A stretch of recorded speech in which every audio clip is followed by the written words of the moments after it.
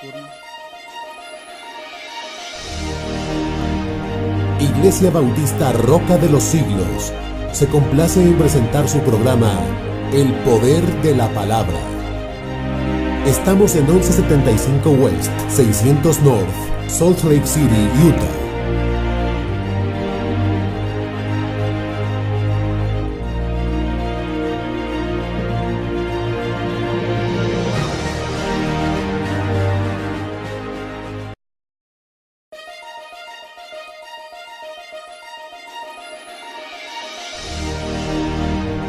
Iglesia Bautista Roca de los Siglos se complace en presentar su programa El Poder de la Palabra.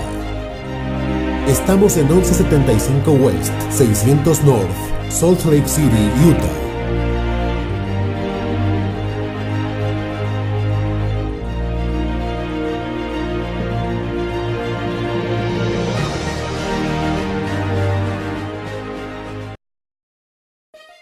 Soto, él necesita de nosotros sus mensajitos, que le digan: pastor, estamos orando, pastor, aquí estamos junto a usted, por su familia también.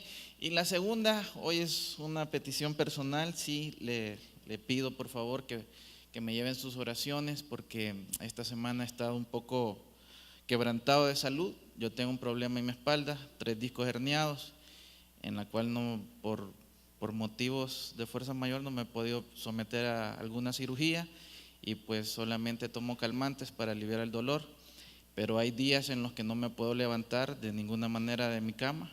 Eso era uno de los miedos antes, cuando el llamado al pastorado, porque yo decía: ¿cómo voy a predicar si un domingo me levanto así?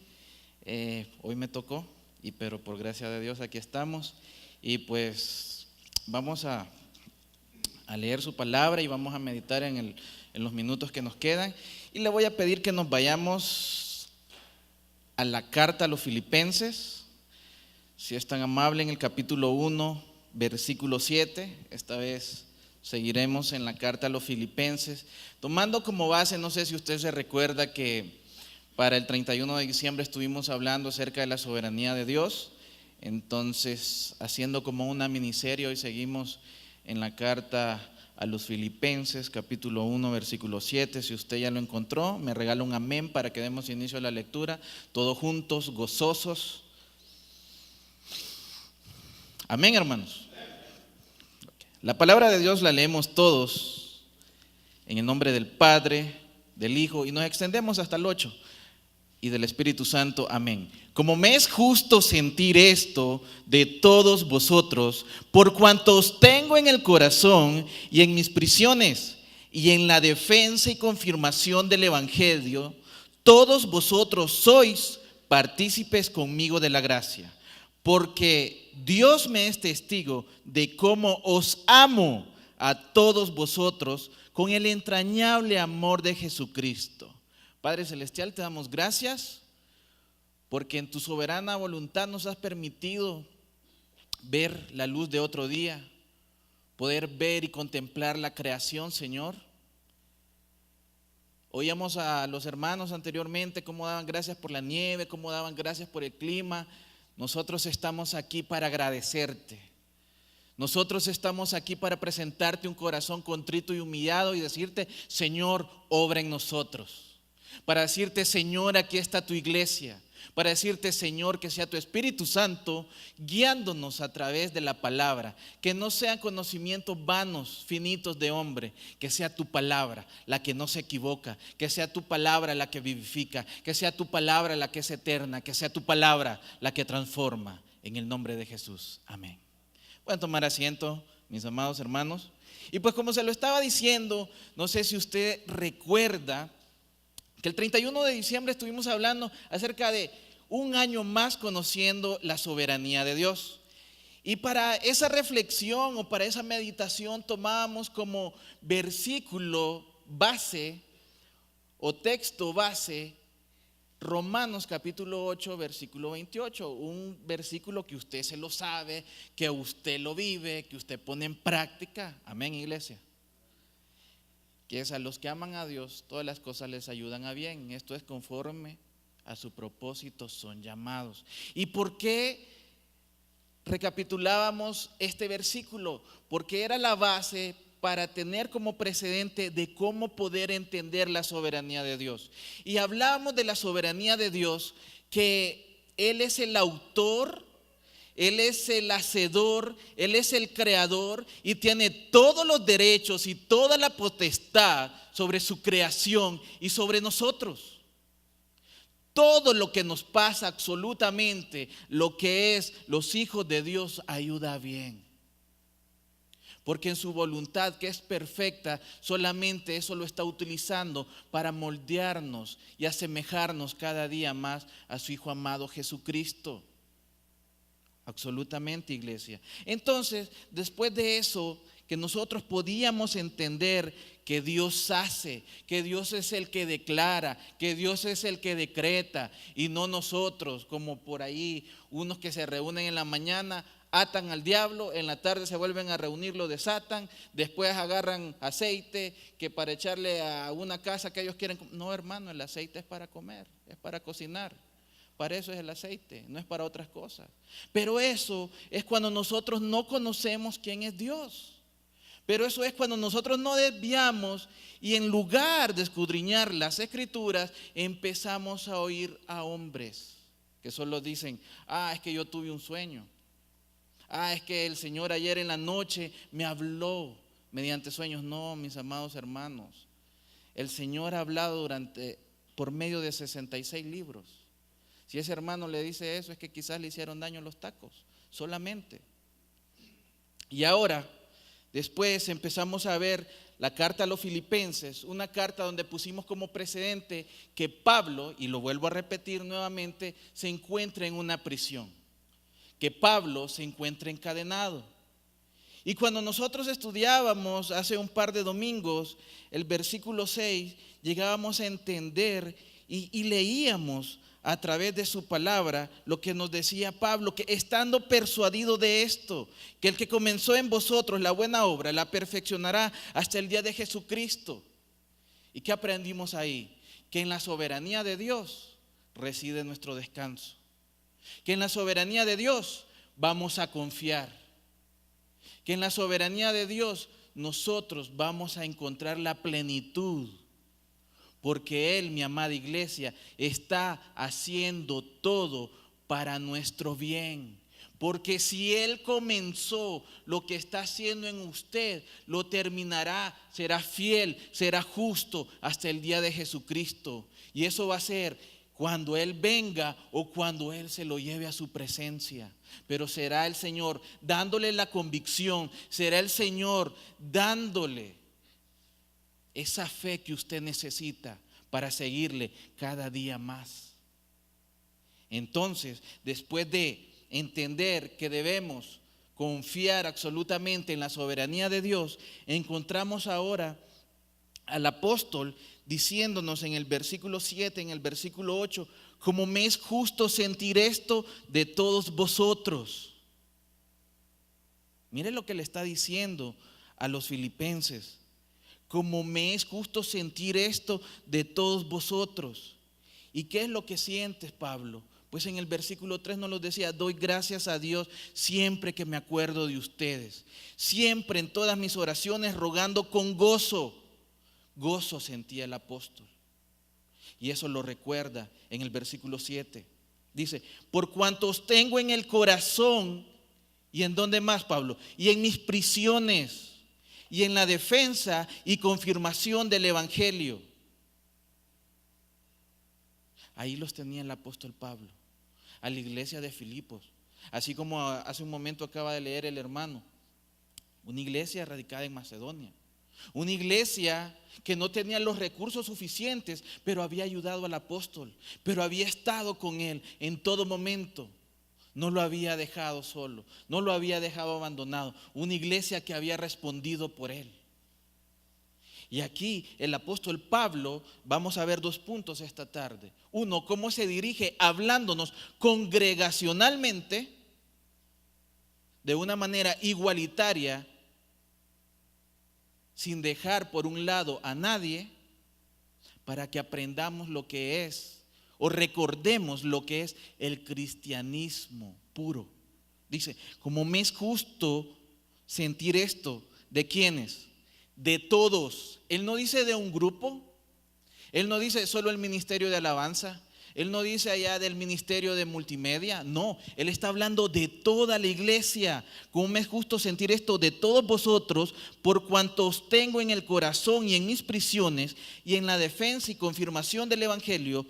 Vuelve a decir el apóstol, todos vosotros sois participantes conmigo de la gracia. Todos, iglesia. Todos. Y es que Pablo nos está hablando aquí acerca del gozo y el amor por todos los congregantes. No solo por un grupo, como les decía.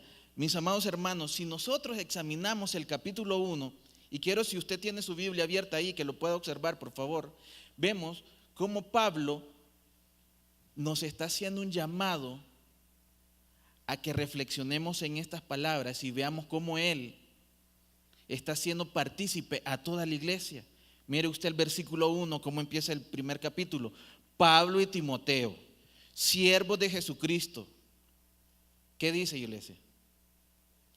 A todos los santos en Cristo Jesús que están en Filipos. Él está diciendo a todos, no solamente a un grupo. Miren el versículo 4. Siempre en todas mis oraciones, rogando con gozo por todos vosotros. Vuelve a decir en el 7, que es el que estamos estudiando, como me es justo sentir esto de todos vosotros. Y vuelve a decir en el 8, porque Dios me es testigo de cómo os amo a todos. Y vuelve a decir en el 25, y confiando en esto, sé que quedaré, que aún permaneceré con todos vosotros. Entonces, ¿cuál es el llamado que nos está haciendo Pablo acá? Primero, nos está dando a entender que no hay favoritos. Y es lo que a veces pasa en la iglesia.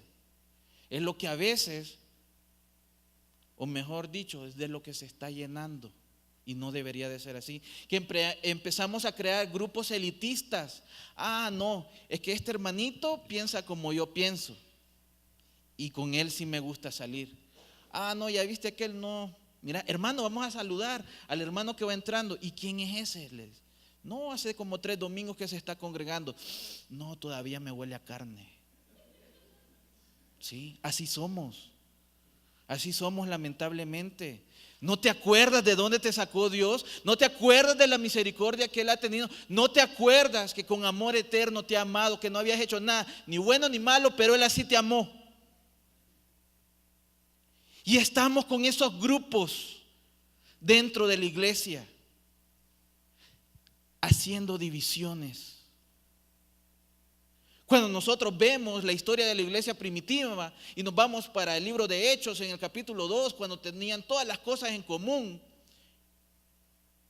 cuando vemos que participaban todos juntos, unánimes en el partimiento del pan, en ruegos y en oraciones, en peticiones. Claro, hoy vivimos en una sociedad diferente, en la cual usted trabaja de una manera, el hermano trabaja en otra situación, y pues cada quien lleva su vida pues agradando y glorificando a Dios, pero con sus necesidades, con sus sufrimientos y con sus ingresos económicos, glorificando a Dios de la mejor manera. No todos vamos a tener en cuanto a cosas físicas lo mismo que el otro, pero sí un mismo sentir, sí una misma fe, sí un mismo espíritu, que es glorificar y alabar al Padre. Y eso es lo que tenía la iglesia. Y eso es lo que debemos de recordar ahora, a no hacer exclusiones de personas, a no dejar atrás al hermano que no piensa como nosotros, a no dejar a un lado a esa persona que no te agrada a ti. No, mis amados hermanos. Por eso el apóstol Pablo está haciendo reiterada veces el uso de esta palabra, todos. Él no dice solo a los 3 hermanos que se sientan adelante. No, Él no dice eso. Él está hablándole a toda la iglesia. Por eso dice, como me es justo sentir esto de vosotros. Él amaba a todos. Él amaba a todos. No habían favoritos de ninguna manera. Si Dios dio a su Hijo y derramó su sangre para amar a mi hermano, para amar al hermano que tiene al lado, eso debe de ser razón suficiente para que usted lo ame también. Mire, ¿cómo se expresa Pablo de otra iglesia cuando habla de Corinto? En la segunda carta a los Corintios, capítulo 7, versículo 3. Corinto, la iglesia que nadie quisiera pastorear. Corinto, la iglesia donde abusaba de los talentos, donde abusaba de los dones, donde abusaba de la cena del Señor. Corinto, donde decía, no, yo soy de Apolo, no, yo soy de Pedro, no, yo soy de Pablo, no, yo no soy de nadie, no te metas conmigo. La iglesia que nadie quisiera pastorear. Mire cómo dice el apóstol Pablo, entendiendo las situaciones que se estaban dando. No lo digo para condenaros, pues ya he dicho antes que estáis en nuestro corazón para morir y para vivir juntamente. Estaban en el corazón de Pablo para vivir por el Señor, para morir también por la causa del evangelio, para morir a la carne y glorificar a Cristo.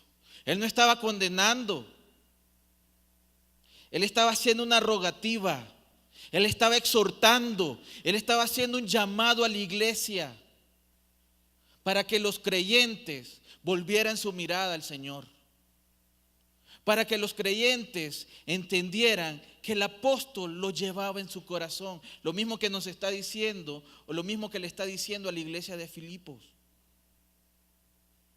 Le está diciendo todos, mis amados hermanos, tenemos que ver los unos por los otros. Tenemos que orar los unos por los otros. Tiene que saludar, tiene que crear esos lazos de hermandad con los demás congregantes, no solo con los 3 o 4 que a usted le gusta. Porque no está siendo como el Señor ha sido, así de sencillo. Vemos a un hombre aquí que estaba sufriendo por causa del evangelio. Vemos a un hombre, vemos como un predicador, como un evangelista, un hombre que se había hecho ser de mucha notoriedad dentro de esa región, pero un hombre que amaba a la iglesia, un hombre que hablaba fuerte, sí, pero en el amor de Cristo, un hombre que te exhortaba, un hombre que te animaba, un hombre que te decía, mírenme a dónde estoy, pero no me importa todo lo que yo estoy padeciendo, lo único que importa es Cristo y su causa. Aquel hermanito que está actuando mal me pudiera caer mal, pero no, yo lo amo en el Señor y ruego por él, espero en el Señor que pueda transformar su vida y también ser un agente de cambio para que la gloria de Dios se pueda esparcir por todos los terrenos. Eso es lo que tenemos que hacer, iglesia. Amarnos los unos a los otros, rogar los unos por los otros. Practicar ese amor verdadero, no solo creerlo, sino vivirlo de esa manera. Más importante aún es, ahora, cómo por medio, cuando usted ha entendido la soberanía de Dios, cuando usted ha entendido que debe de confiar en Él, cuando usted ha entendido entonces que no importe lo que pase, todo el Señor lo está utilizando para bien, entonces va a entender que el hermanito que está al lado, que tal vez no le cae muy bien, el Señor lo está poniendo para moldear su carácter. De esa manera trabaja el Señor, para que lo ame. Imagínense si todos pensaran como usted. No, mis amados hermanos, estamos aquí para amarnos, estamos aquí para empezar a implementar la misericordia, la mansedumbre, la piedad, ser piadoso. Pero no, ¿cuántas veces no hemos condenado a los hermanos? ¿Cuántas veces en nuestra mente los hemos apedreado? Gracias a Dios que no hay piedras aquí. Pero así somos. Y aún así, siendo de esa manera, ¿con quién es el primero que el Señor tiene misericordia? Con usted. Porque hoy se despertó y el Señor le está dando una oportunidad para que venga el arrepentimiento. Porque hoy se despertó y el Señor detuvo su ira y a cambio de su ira le dio misericordia. Le dio su misericordia y lo cubrió con su gracia. Algo que no merecemos, pero que al Señor le place darnos. Bendito sea su nombre. Ahora, yo les he dicho, y yo sé que ustedes también lo saben, ya lo han estudiado, que Pablo, dentro de la celda que él se encontraba, cada 8 horas le cambiaban un celador. Imagínense usted, 3 personas diferentes pasaban al día con Pablo. Y Pablo se encuentra en una cárcel. Pablo se encuentra en una cárcel especial del César. ¿Cuál era la labor de Pablo? Pablo, un hombre como el que acabamos de leer en el versículo 7, donde dice que está en un sentir y es justo el de todos los filipenses, por cuantos tengo en el corazón y en mis prisiones y en la defensa y en la confirmación del evangelio, todos vosotros sois partícipes conmigo de la gracia, porque Dios me es testigo de cómo os amo a todos vosotros con el entrañable amor de Jesucristo. Mire usted, Pablo los amaba, no importaba la situación que él estaba viviendo. El apóstol está en una prisión. A ver, dígame usted, ¿a quién ha conocido que esté muy feliz en la prisión? Y menos cuando se le ha acusado o se le ha privado de la libertad por algo injusto. ¿Verdad que no tendría lógica? Que usted está pagando una condena cuando no es culpable. ¿No sería lógico que usted esté feliz cumpliendo 10 años, 30 años en una cárcel cuando usted no ha hecho nada? Pero el apóstol, dentro de esa prisión, rogaba por la iglesia de Filipos, dentro de esa prisión rogaba por todos los hermanos, dentro de esa prisión daba gracias a Dios por la vida de todos. Dentro de esa prisión él se acordaba y los llevaba en el corazón y los amaba como con el entrañable amor de Jesucristo. Un hombre que todos sus sueños habían muerto, un hombre que no existía otro ideal más que predicar el evangelio, que vivir por la causa de Cristo. Mis amados hermanos, imagínese usted un hombre ya que estaba con enfermedades, un hombre que después de un tiempo estar encadenado, imagínese, ese grillete ya le estaba molestando, ese grillete le estaba causando quizás algún tipo de heridas, pero él así se gozaba en el Señor. Entonces, ahora vamos a ver cómo podemos gozarnos por medio de nuestras prisiones y cómo podemos ser bendición a otras personas por medio del sufrimiento que nosotros tenemos. Mis amados hermanos, desde Génesis capítulo 3 hasta el día que Cristo venga por su iglesia, solamente se habla de sufrimiento, solamente se habla de lágrimas, solamente se habla de dolor. Ahora, de esta parte de la gloria, y nosotros como sus hijos debemos de entender que en la vida cristiana no quiere decir que ya no van a haber enfermedades. En la vida cristiana no quiere decir que ya no habrá sufrimiento, porque si lo hay, usted lo sabe, porque lo he experimentado en más de alguna vez. La cosa es, ¿por causa de qué? ¿Con qué propósito? ¿Con qué finalidad usted vive ese sufrimiento? Y es lo que en toda esta carta Pablo nos muestra. Cuando el apóstol estaba ahí y estaba desolado, recurría únicamente al Señor. Su confianza estaba puesta en Él, en nadie más. Mire, y es por eso que le está dando gracias a esta iglesia. ¿Sabe por qué? Porque hubo una ocasión donde nadie le ayudó. Y eso está en la primera carta a Timoteo, capítulo 4, versículo 16. Miren lo que le dice Pablo a Timoteo.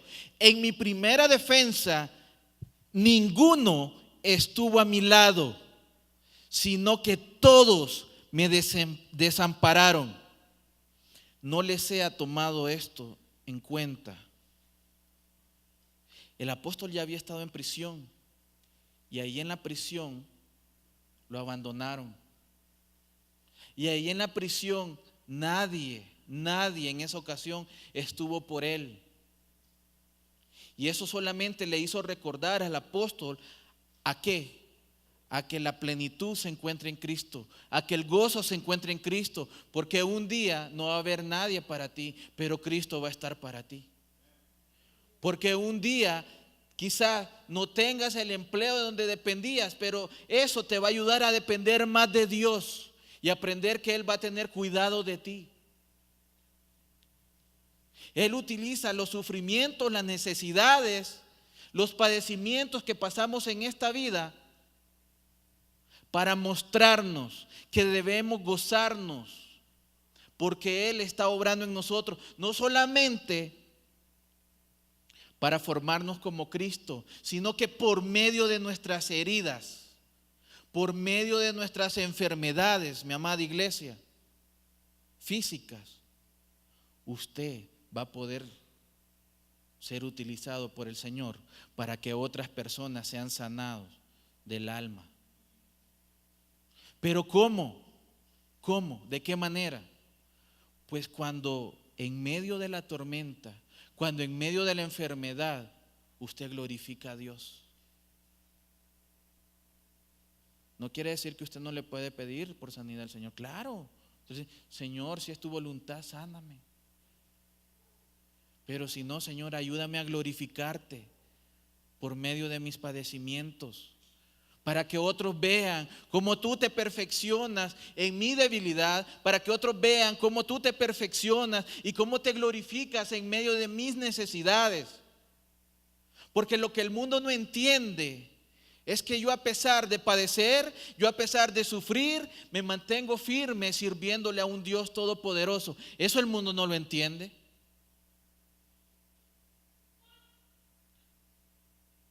Pero usted sí, porque ha conocido a Cristo. Y eso es lo que debe de recordar. Mire, Pablo en el capítulo 4, versículo 22, lo que sucede.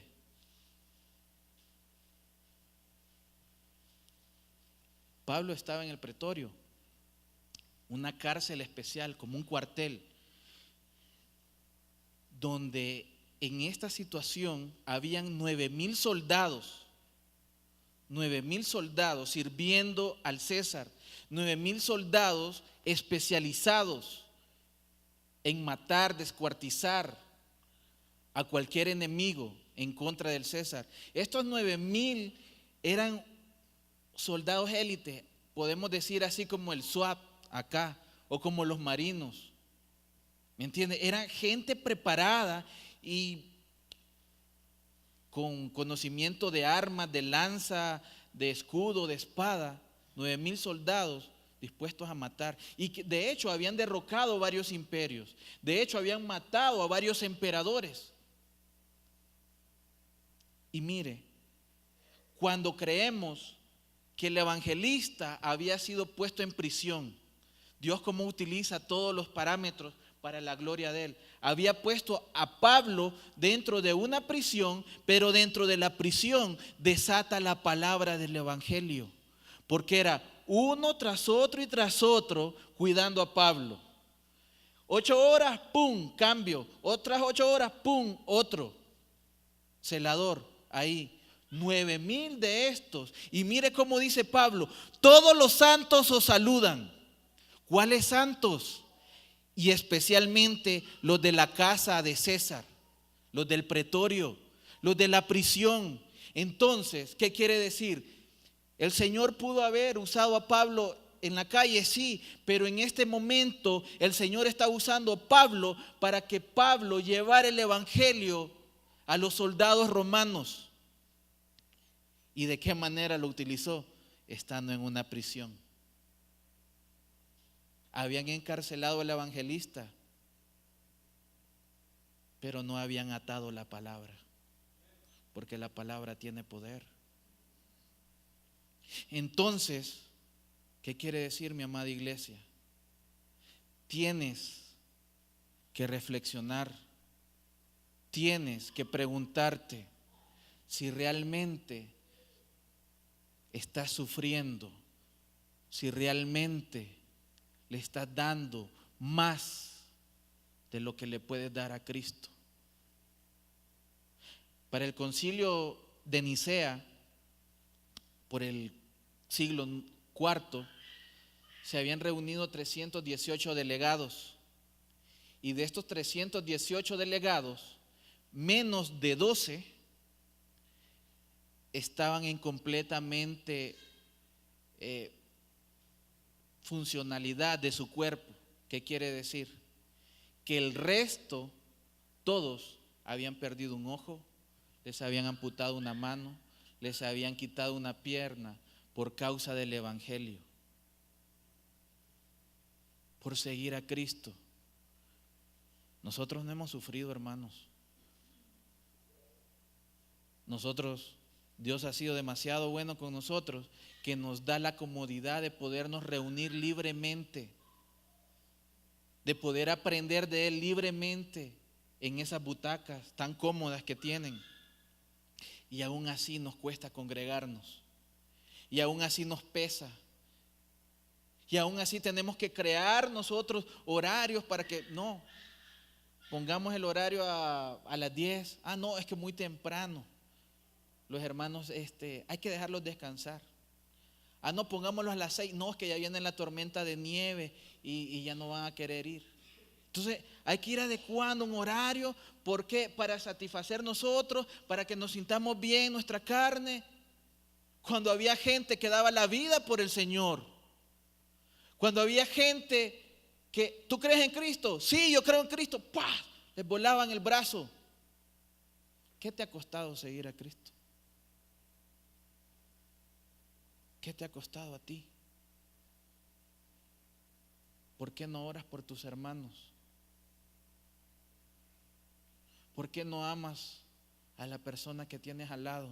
¿Por qué no muestras piedad? ¿Por qué no muestras misericordia? Así como el Señor ha mostrado misericordia y piedad por ti. ¿Por qué? Pero nos quejamos.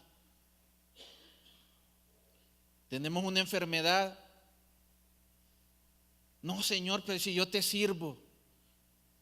15 años en el ministerio ahí, Señor, y ahora vienes y me castigas con esta enfermedad. No, mis amados hermanos. Aprende a vivir de lo que el Señor te da para usarlo para su gloria. ¿De qué manera crees que crece la fe? ¿Tú crees que la fe crece porque, mañana tengo que pagar la renta, ocupo $400? Usted viene y le dice a un hermano: mira, hermano, présteme 100, ando 50. Hermano, présteme 100, ando 15. Y así, y recoge usted los $400. Y eso no hace que aumente su fe. La fe aumenta cuando el Señor te hace descender a aguas tan profundas, cuando crees que ya no tienes escapatoria, cuando crees que te estás ahogando y ya no puedes depender de nadie más, ya no puedes depender de tus recursos, ya no puedes depender del hermano, ya no puedes depender del pastor, ya no puedes depender de nadie más que no sea su palabra. Ahí el Señor empieza a formar tu fe, porque por medio de llevarte a esas aguas profundas, por medio de llevarte a esa prisión, por medio de llevarte a esa cama, El Espíritu Santo va a obrar para llevarte a Cristo y Cristo te va a llevar a Él. ¿Por qué? Porque por medio de esa situación vas a empezar a dar gracias si eres un hijo de Dios. Porque por medio de esa situación otras personas verán entonces, mira cómo está, pero no reniega. En vez de hacerle preguntas al Señor como Job. ¿Qué pasó con Job? Después de 63 preguntas, ¿sabes qué? No he dicho nada. No, discúlpame.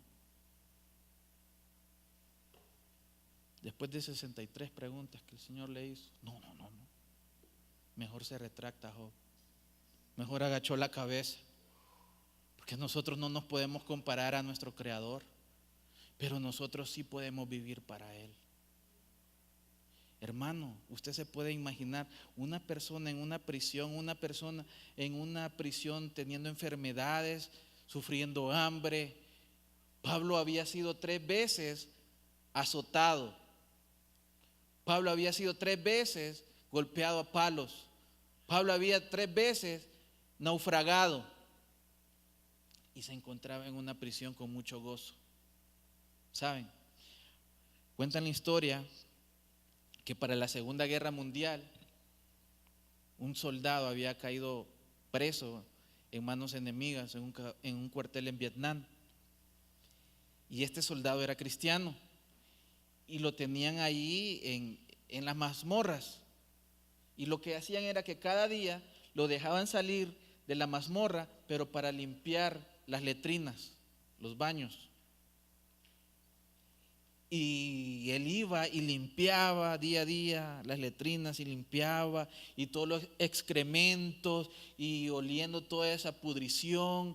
Y le decían los demás, mira cómo te tiene tu Dios. Mira el Dios que tú crees cómo te tiene. Limpiando pudrición, oliendo cosas horribles. Y él decía, yo creo en Dios. Yo creo en Dios. Y es normal que podamos pasar por momentos de desánimo. Y así pasó con el soldado. Había un momento, se despertó un día en el que él estaba dispuesto a renunciar a su fe. Y lo mandaron a lavar la letrina nuevamente. Y cuando estaba lavando la letrina, agarra un pedazo de papel higiénico, ya usado. Y si estaba usado, usted se puede imaginar qué era. Aparentemente era un pedazo de papel higiénico, pero era un pedazo de papel. Y lo limpió. Se puede imaginar qué fue lo que limpió. Se lo llevó para su celda. Cuando lo saca de su bolsillo en la celda, lo termina de limpiar más, porque ya iba viendo una letra, tenía escrito algo y decía, el justo por la fe vivirá. En ese momento él suelta el llanto y empieza a alabar de rodillas a Dios, porque Dios no se había olvidado de él, porque Dios hasta en ese momento estaba glorificándose. Siguiente día volvió a la letrina, volvió a lavar y volvió a encontrar otro pedazo de papel ya sucio. Lo limpió y empezó a leer y decía, ¿qué nos podrá separar del amor de Dios? Y día a día fue coleccionando. ¿Sabe qué es lo que había pasado? Que un misionero había llegado hasta ese cuartel y al comandante de ese cuartel le había regalado una Biblia y le dijo, léela. Yo no la voy a leer, yo esta Biblia la voy a utilizar para limpiarme cuando vaya al baño. Sí, pero antes de que te limpies, léela. Ok, eso voy a hacer. Cada vez que yo vaya al baño, antes de limpiarme, la voy a leer. Y así hacía. El soldado prisionero completó toda la carta a los romanos por medio del comandante que él iba y utilizaba la letrina. Con la Biblia que él se limpiaba, la fe de otro se estaba haciendo más fuerte. Y en medio de ese caos, te das cuenta, en medio de la pudrición, en medio de donde solo había excremento, Dios ahí se glorificó. Dios ahí le dio el gozo. Dios ahí le dio más fe a ese hombre para que siguiera creyendo. Y otros soldados que estaban también ahí empezaron a ser evangelizados por este joven, por este soldado, y también creyeron al Señor. ¿Te das cuenta? La situación más horrible por la cual puedas estar pasando, Dios la puede utilizar para que Él sea glorificado y para utilizarte a ti, para que seas de bendición a otras personas. Pero tienes que agradecer, tienes que confiar, tienes que creer en su soberana voluntad. Porque no importa dónde estés, si estás en una prisión, estás en la cama del hospital, si te han abandonado, si te han traicionado, el Señor vale la pena, Él lo vale todo, porque Cristo es suficiente, mis amados hermanos. Entonces, esta es la reflexión que nos debemos llevar esta tarde. Quizás usted anda alguna enfermedad, como yo la ando este día. Quizás usted está pasando por un momento de necesidad, como muchos lo hemos pasado. Pero eso no quiere decir que el Señor se haya olvidado de usted. Eso solo quiere decir que el Señor lo está llamando a que confíe más en Él. Eso solo quiere decir que el Señor quiere glorificarse de tal manera que no aprendas a depender de nada en este mundo. Aprende a depender de Dios. Ama a tu iglesia. Ama a tus hermanos. Ámalos con ese amor entrañable como Pablo los amaba. La Biblia nos da muchos ejemplos. Nos llama a que seamos imitadores de Cristo. Pero si usted lee Hebreos también, en capítulo 11, nos habla ahí de cómo hubieron hombres, mujeres de fe. Para que tomemos esos ejemplos. Para que nosotros podamos confiar en el Señor. Para que nosotros aprendamos a depender del Señor. ¿Cuántas veces has tenido la oportunidad de hablar del Evangelio y no has querido? ¿Cuántas veces quizás había alguien que andaba con alguna pena en el trabajo o en el centro comercial o qué sé yo, en un restaurante donde tú fuiste y veías la cara de preocupación de esa persona, pero no tuviste el valor para hablarle de Cristo? ¿Cuántas veces hemos estado en esa situación? Es un llamado, iglesia, porque ahora nosotros no estamos sufriendo lo que sufrió el apóstol, porque ahora nosotros no estamos sufriendo lo que esos 318 delegados del concilio de Nicea habían sufrido, donde por causa del evangelio unos habían perdido el ojo, otros habían perdido la mano, otros les habían amputado la pierna.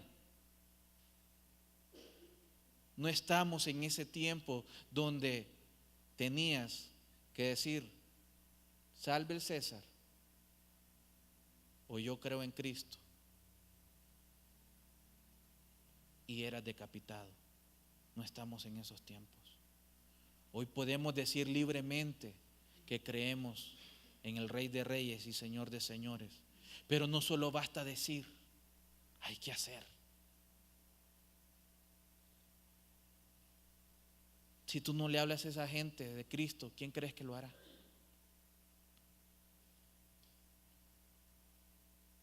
Si tú no vives agradecido al Señor, ¿cómo crees que otros verán en ti ese gozo? Hay muchas personas, mis amados hermanos, que pueden tener una Biblia, pero no la han abierto. Quizás tenemos vecinos a los que nosotros alguna vez le hemos dicho: ¿vamos a la iglesia? Sí, ahí otro día voy.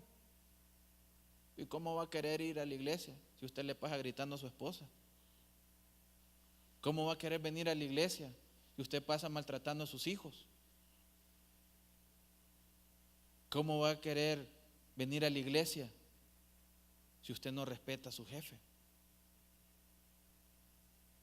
Empecemos a vivir para Cristo. Empecemos a ser justos por su causa, a sufrir, a estar dispuestos a sufrir penalidades con propósito para que nuestra fe sea aumentada en Cristo Jesús solamente. Mi amada iglesia, esto es un llamado para que por el momento que ustedes están pasando también en esta situación en la que se encuentra el pastor Luis Soto, sean más unidos. Así como dice Pablo, como me es justo sentir esto de todos vosotros, que juntos hagan rogativas, que juntos oren. No solo, no, nosotros 3 vamos a orar, nosotros 4 vamos a, no, aquel hermanito no lo invites. Todos, un solo cuerpo, porque es un solo Señor.